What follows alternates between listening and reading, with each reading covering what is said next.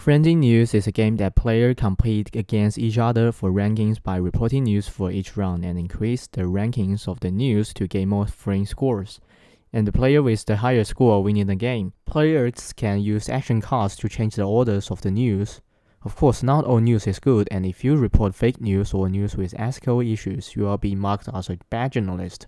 Bad journalists cannot win the game because they are not a true journalist. I hope this game can reflect the reality that many media outlets are not responsible for their own news content in order to gain higher attention.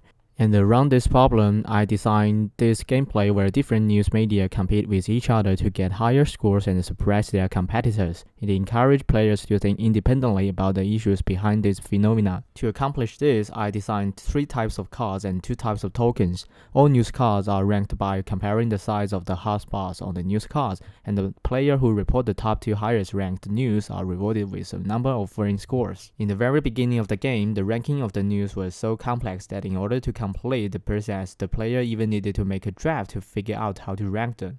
This resulted in downtime that was too long and the gameplay was too boring. To simplify the process, I redesigned the news cards so that each card has only one type of spots, and the player only needs to compare the size of the individual numbers on the card to clearly rank all the news cards. Overall, this was my first attempt at designing a tabletop game, and although there were many problems, I still learned a lot during the process. For example, compared to the video game, the testing and iteration process of a tabletop game is much faster. It is also important to take notes and keep track of each iteration.